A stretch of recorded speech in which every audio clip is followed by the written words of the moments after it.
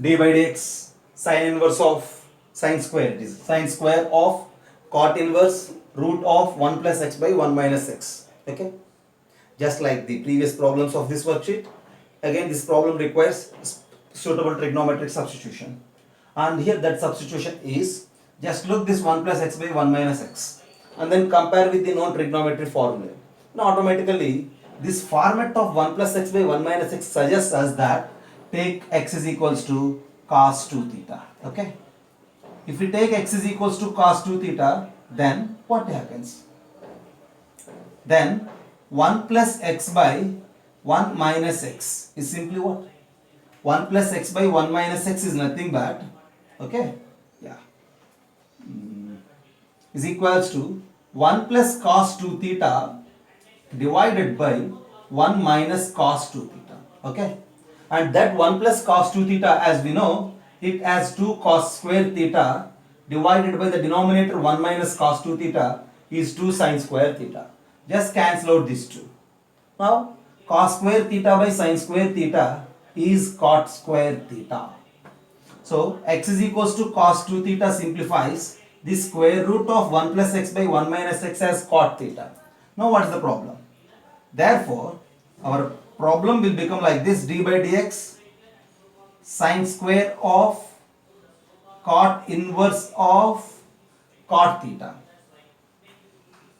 Is it clear? Root of cot square theta is cot theta. Cot inverse and cot gets balanced and we left with theta. So this is equals to d by dx of sin square theta finally. This is theta and we need to calculate d by dx of sin square theta. So how to proceed? What is d by dx of sin square theta? So for sin square theta, it is of the form square.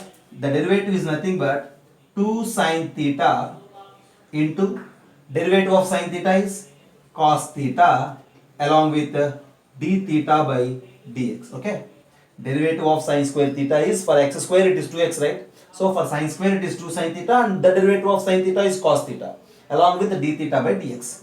2 sin theta cos theta is what? Sin 2 theta into d theta by dx.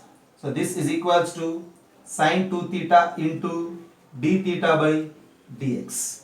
So what is theta? We need to differentiate that theta with respect to x. X is equals to cos 2 theta, from where we need to make theta as a subject. So 2 theta is cos inverse x. Theta is half cos inverse x. So the continuation for it, this is equals to sin 2 theta into d by dx of half cos inverse x. Okay, now that 1 by 2 is a constant, collect it out. Sin 2 theta can be written as root of, here cos 2 theta is x. Our answer should be in terms of x. Convert everything into x. Sin 2 theta is root 1 minus cos square 2 theta. So root 1 minus x square into d by dx of cos inverse x is minus 1 by root 1 minus x square, and on simplification our answer is minus 1 by 2 finally. Have a look. Is it clear?